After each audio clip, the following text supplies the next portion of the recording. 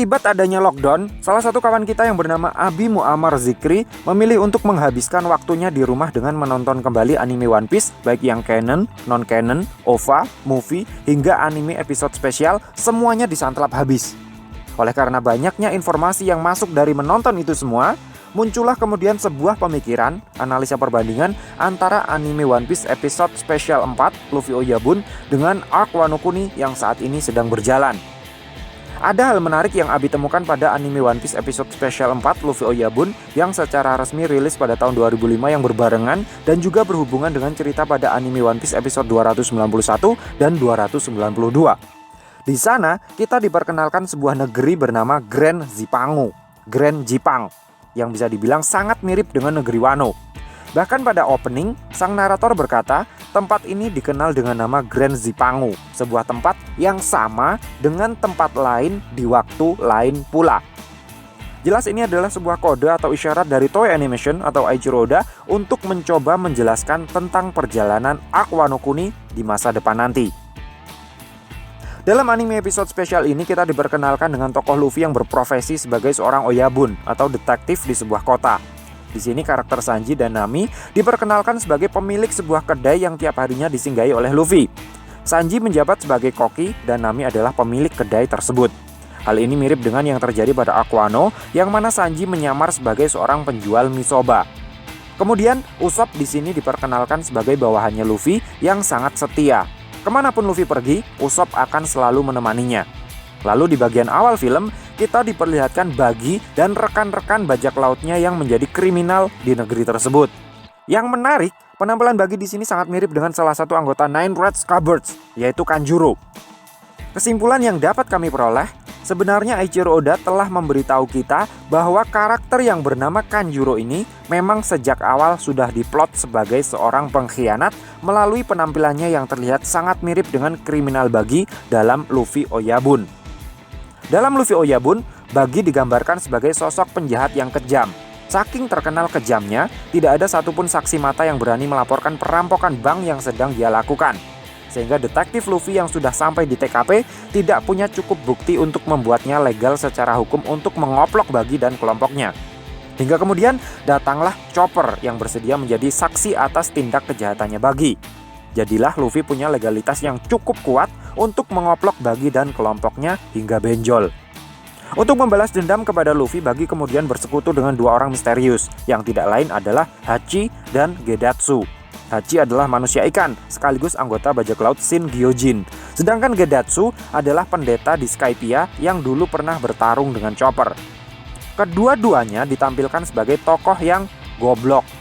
Akibat kekonyolan mereka, pada akhirnya kedua villain yang beraliansi tersebut juga berhasil dikuoplok oleh detektif Luffy. Nah, manga One Piece sendiri telah sampai pada chapter 978.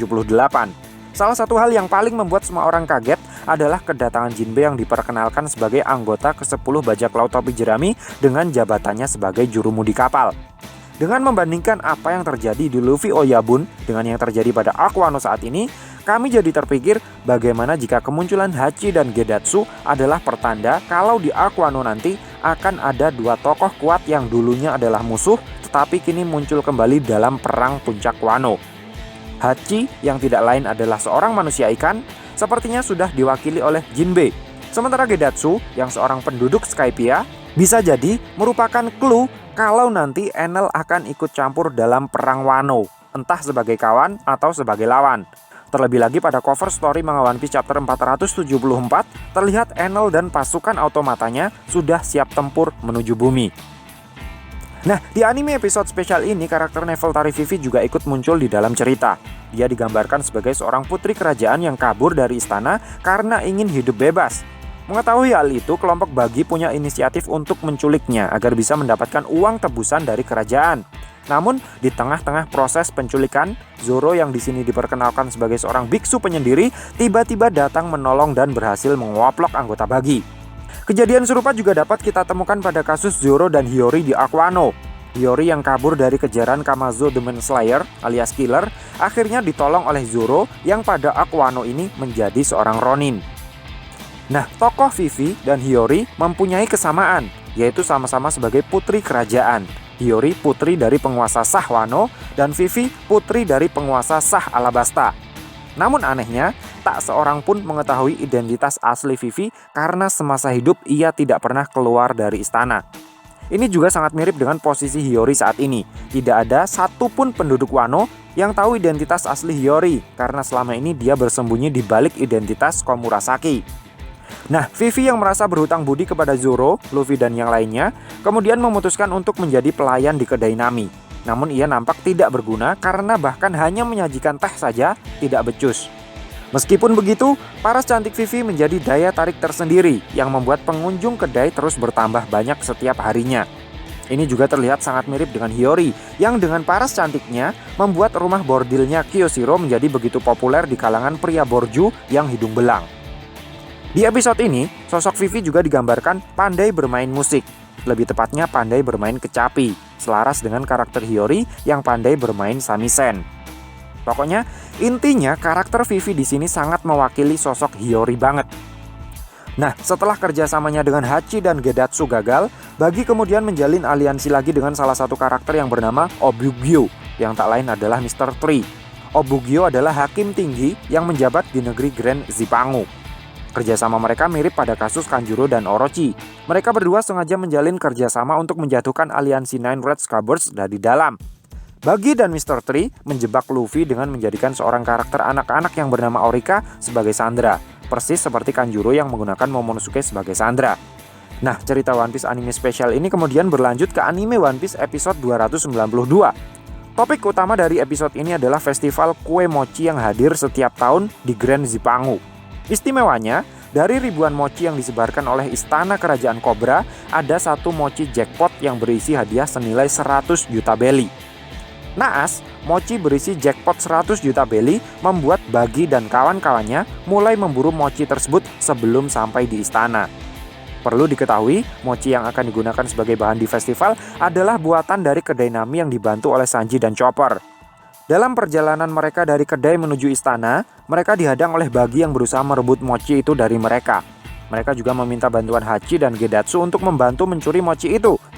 Namun pada akhirnya, mereka berhasil dikalahkan oleh Luffy dan yang lainnya. Pola yang digunakan pada episode 292 sama dengan kronologi peristiwa di Onigashima. Aliansi pemberontak atas nama klan Kozuki yang dipimpin oleh Kinemon berusaha melancarkan serangan ke Onigashima. Ibarat gerobak mochi yang dibawa oleh Nami dan kawan-kawan, rencana Kinemon dan yang lain pun demikian. Mereka mengalami beberapa hambatan di tengah perjalanan, seperti harus mengurus Bagi, mengalahkan Hachi dan Gedatsu, dan konflik lainnya dengan Bagi. Mirip seperti peristiwa penghancuran jembatan yang menghubungkan setiap wilayah di Wano dengan Flower Capital, perusakan kapal-kapal di dermaga Tokage, dan pengeboman kapal Tonsensani yang mewarnai rangkaian konflik yang terjadi sebelum penyerbuan ke Onigashima. Nah, ending episode 292 sudah pasti. Bagi dikoplok Luffy dan festival mochi berjalan dengan lancar. Namun ternyata mochi yang berisi jackpot 100 juta beli dipegang oleh Cobra. Ia melempar mochi itu ke kerumunan rakyatnya, tetapi malah jatuh terlempar keluar istana. Zoro yang lagi-lagi selalu tersesat dimanapun dan kapanpun, justru yang malah menemukan mochi berisi jackpot tersebut. Namun Zoro yang IQ-nya luar biasa jenius justru membuang mochi tersebut jauh-jauh karena mochinya sangat keras sehingga tidak bisa dia makan. Jelas saja mochi tersebut sangat keras karena di tengahnya berisi berlian, bukan isi kacang hijau bumbu gula Jawa. Mungkin hal ini bisa diartikan bahwa apa yang didapat oleh Zoro di Aquano ini pada akhirnya tidak akan dipakai olehnya di kemudian hari. Kita tahu bahwa sekarang Zoro telah mendapatkan Enma sebagai pedang pengganti Susui yang merupakan harta karun Wano. Dan kita juga tahu bahwa kekuatan Enma sangatlah dahsyat karena pedang itu adalah satu-satunya yang dapat meninggalkan codet di tubuh Kaido. Jadi, jika melihat bagaimana jeniusnya Zoro membuang mochi berisi berlian senilai 100 juta beli, ada kemungkinan kalau setelah perang Wano nanti, Zoro akan mengembalikan Enma kepada pewarisnya yang sah, yaitu Kozuki Hiyori. Menurut kami, di akhir Aquano nanti, Zoro tidak akan menjadikan Enma sebagai pedang permanennya, tetapi akan mencari pedang baru sebagai pengganti Enma. Ada kemungkinan di tangan Zoro, Enma akan berubah menjadi Kokuto permanen dan naik kelas dari 21 Owazamono menjadi 12 Saijo Owazamono seperti yang pernah dikatakan oleh Hitetsu. Namun, kemungkinan Zoro akan memiliki alasan konyolnya sendiri untuk meninggalkan Enma di Wano dan mengambil pedang lain sebagai penggantinya. Nideki Tetsu yang saat ini disimpan oleh Tenguyame Hitetsu misalnya. Atau ketika melawan Kaido nanti, tidak hanya Enma saja yang naik kelas menjadi 12 Saijo Owazamono, tetapi Wado Ichimonji pun juga demikian, sehingga Zoro punya alasan untuk mengembalikan Enma kepada Hiyori. So, piye menurutmu Cah? Terima kasih sudah mampir ke channel kami. Jangan lupa like, share, dan subscribe jika menurut kalian video-video kami cukup menarik untuk ditonton. Sampai ketemu lagi dalam video kami yang berikutnya. And matur nuwun.